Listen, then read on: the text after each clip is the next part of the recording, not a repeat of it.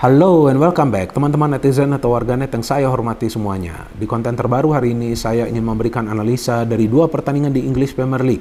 Yang pertama antara Bournemouth versus Chelsea yang berakhir dengan hasil imbang 0-0, dan yang kedua antara Everton versus Arsenal yang berakhir untuk kemenangan Arsenal dengan skor tipis 0-1.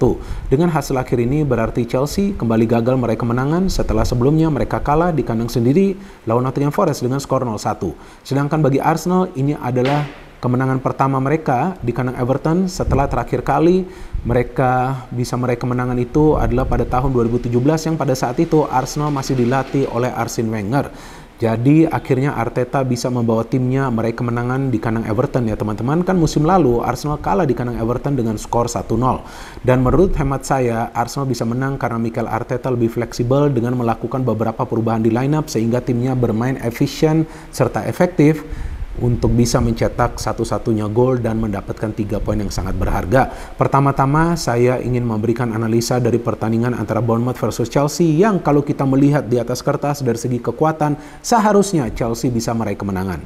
Dan memang dari segi permainan Chelsea bermain bagus teman-teman. Ya kalian yang menonton pertandingan ini tentu tinggal menunggu kapan nih gol dari Chelsea akan tercipta atau di menit keberapa gol dari Chelsea akan tercipta karena para pemain Chelsea mendominasi jalannya pertandingan. Betul faktanya Bournemouth juga bisa menciptakan beberapa peluang, tapi itu juga ketika para pemain Chelsea di lini pertahanan itu panik. Maka itu para pemain Bournemouth bisa menciptakan peluang ketika ada kepanikan di ruang pertahanan Chelsea. Padahal Bournemouth itu dari segi serangan tuh sebetulnya nggak begitu bagus karena blocking dari para pemain Chelsea itu sebenarnya sudah cukup kuat di tengah. Tapi problem dari Chelsea itu sebetulnya berada di depan karena mereka bisa menciptakan secara total belasan peluang di pertandingan ini. Peluang emasnya itu sekitar 6 atau 8. Tapi sangat disayangkan kan mereka tidak bisa mencetak 1 gol pun. Nah ini yang selalu saya jelaskan tentang Chelsea bahwa sebetulnya secara permainan mereka gak buruk. Tapi kualitas pemain yang mereka punya ini yang menjadi masalah karena para pemain mereka yang sering gagal melakukan finishing. Contoh ya di pertandingan ini. Jackson, dia kan striker ya, dipasang di pertandingan ini. Dia miss berapa chance? 3 chance dia miss. Kemudian Mudryk memang nggak bisa mencetak gol. Dia kan belum mencetak gol bagi Chelsea ya di musim ini. Bahkan dia lebih banyak masuk sebagai pemain pengganti. Tapi semalam dia main sebagai starter. Tapi ya lumayan juga, dia masih bisa memberikan 3 umpan kunci. Tapi kan the problem is, pemain yang mendapatkan umpan kunci dari Mudryk itu gagal mencetak gol. Gallagher juga mendapatkan 2 peluang, tapi gagal mencetak gol. Bahkan ada 2 peluang dari Chelsea yang terkena tiang kan. 1 dari Jackson dan kedua dari Sterling dari tendangan bebas. Dan ketika ada rebound ternyata Colwill sudah berada dalam posisi offside. Tapi dari flow of the game Chelsea ini bisa benar-benar menyerang secara cepat. Switching play mereka itu kalau teman-teman hitung hanya membutuhkan 7-8 detik loh teman-teman untuk mengubah transisi dari negatif itu ke positif cepat sekali. Dan Sterling tidak bermain begitu individu di pertandingan semalam kan. Dia bisa membagi bola juga. Tapi persoalan itu terjadi ketika dari second line tidak ada backup. Oke lah, ada Conor Gallagher. Enzo Fernandez tidak selalu maju ke depan, dia mendapatkan 1 peluang. Tapi seandainya dari second line ini dukungannya lebih bagus, nah mungkin itu yang bisa menjadi solusi bagi Chelsea untuk mencetak gol. Karena di depan clearly, ya hingga pertandingan semalam saya tidak melihat ada pemain yang bisa bermain di lini depan Chelsea yang bisa mencetak banyak gol. That's why Chelsea baru mencetak 5 gol loh teman-teman. Ini kan produktivitas yang rendah. Bagaimana caranya Chelsea bisa mengakhiri musim ini dengan berada di zona papan atas kalau mereka tidak bisa mencetak banyak gol? Oke, defense mereka sebenarnya gak buruk kan, baru kemasukan 5 gol. Tapi di depan ini mereka harus mencetak gol. Kalau mau menang, kan harus bisa mencetak gol. Jadi saya pikir dalam hal ini gak bisa disalahkan Pochettino juga. Karena para pemainnya sendiri yang gagal melakukan finishing. Padahal konsep dari Pochettino itu sudah jelas. Dapat bola, kasih progressive passing. Ketika bola itu berada di ruang pertahanan, dimainkan dulu sedikit, ya kan, nggak langsung diberikan ke depan. Jadi Chelsea ini nggak bermain direct. Saya ngelihat ini adalah permainan terbaik Chelsea pasca eranya Thomas Tuchel. Kan ketika dilatih oleh Graham Potter, apalagi Lampard, saya nggak ngelihat ada pola permainan dari Chelsea. Tapi kali ini saya lihat ada pola permainannya. Mereka tidak saja menyerang dari wing, tapi dari tengah ada support. Tapi tengah yang support ini juga harus mencari ruang di area pertahanan tim lawan agar mereka bisa mendapatkan peluang untuk mencetak gol. Kalau hanya mengandalkan pemain-pemain di depan dengan kualitas pemain yang sekarang Chelsea punya, sulit bagi Chelsea untuk bisa mencetak banyak gol. Saya kan pernah menjelaskan bahwa Jackson ini bukan tipe striker yang bisa diandalkan untuk mencetak banyak gol. Dan betul kan terbukti.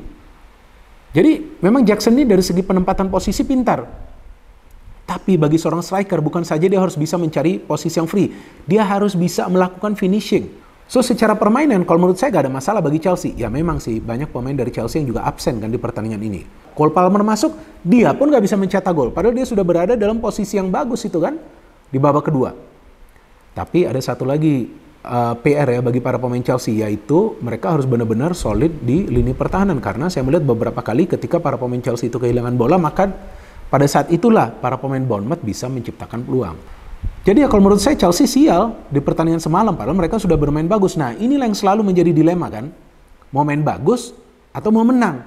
Nah ketika Chelsea ini bermain bagus, mereka justru gagal meraih kemenangan lawan Liverpool, kemudian lawan Bournemouth, ya kan, lawan Luton mereka bermainnya biasa saja, tapi mereka bisa meraih kemenangan. Jadi ini yang sekarang menjadi dilema. Nah saya pikir bagi para fans Chelsea, ya mereka sekarang harus sabar. Karena jelas kualitas striker dari Chelsea ini tidak sesuai ekspektasi, sehingga ketika Chelsea mainnya sudah bagus, ketika end produknya itu ada, ketika umpan kuncinya sudah akurat, ketika sudah ada peluang dan peluang yang berbahaya, tapi masih gagal mencetak gol. Jadi ini adalah masalah kualitas striker. Dan saya juga sering baca banyak komentar dari para fans Chelsea di bawah konten dari channel YouTube Triple B ketika saya membuat konten tentang Chelsea, bahwa memang Chelsea kehilangan sosok seperti Didier Drogba, Diego Costa, dan juga Fernando Torres. So bagi Pochettino, dia harus bisa meningkatkan performa para pemain Chelsea di depan. Jadi siapapun yang ditempatkan di depan harus bisa melakukan finishing. Jika mereka masih seperti ini, gagal melakukan finishing, maka saya pikir Chelsea akan sulit untuk bisa berada bahkan di zona papan tengah, teman-teman. Karena kalau sebuah tim sulit mencetak gol, ya bagaimana caranya mereka akan bisa mendapatkan 3 poin.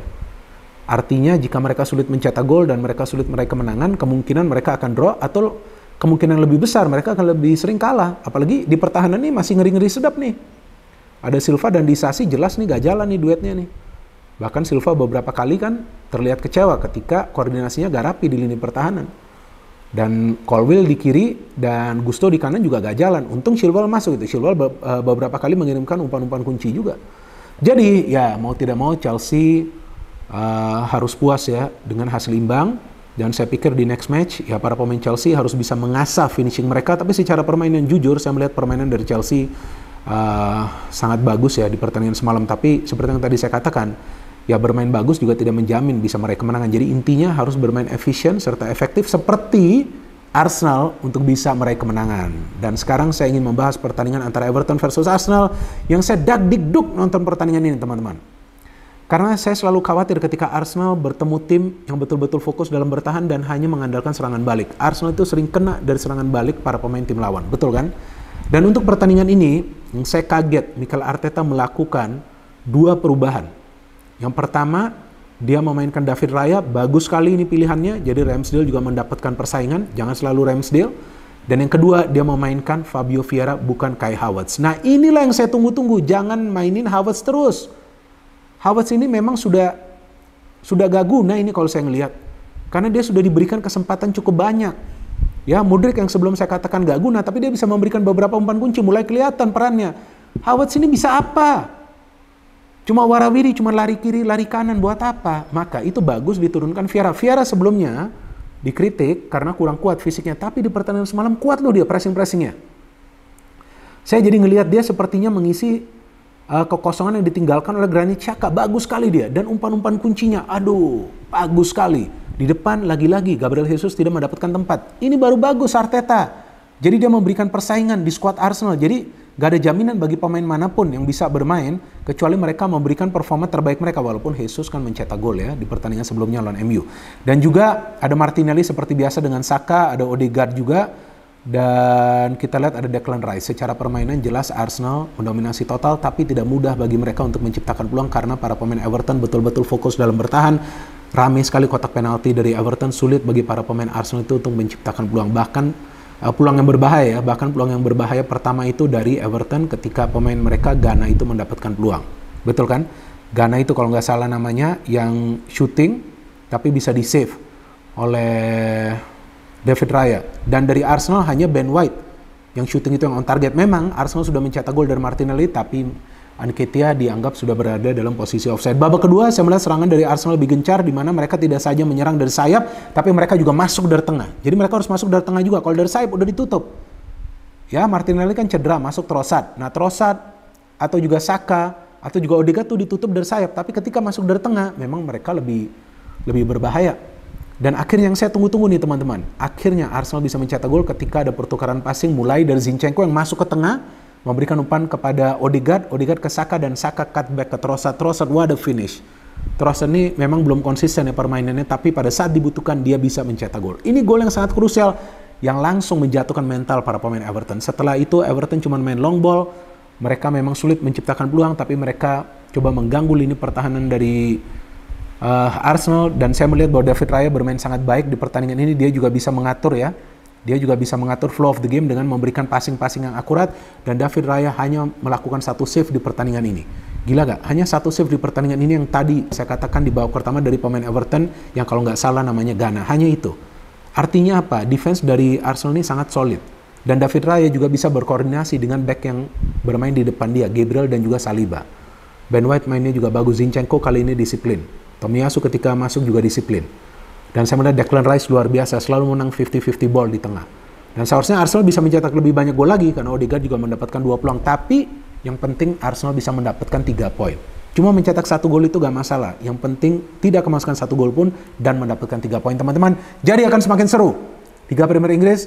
Dan saya sebagai fans Arsenal, saya juga berharap bahwa Chelsea ayo dong bangkit, meramaikan persaingan di papan atas. Ya biar lebih seru lagi. Chelsea punya pemain-pemain muda yang tentu membutuhkan waktu, tapi kualitas striker mereka, ya ini yang harus diperhatikan. Dan siapapun yang bermain di depan harus bisa melakukan finishing. Bagi Arsenal, ya tentu saya berharap mereka akan konsisten, dan juga lebih penting lagi bagi Arteta melakukan rotasi di lineup ketika dibutuhkan. Jadi jangan juga terlalu sering melakukan rotasi di lineup, akan sangat berbahaya. Dan di pertandingan semalam melawan Everton terbukti kedalaman skuad dari Arsenal lebih baik ketika Trossard masuk sebagai pemain pengganti. Tapi dialah yang mencetak gol bagi Arsenal. No hate, no politics, only football. Salam sepak bola.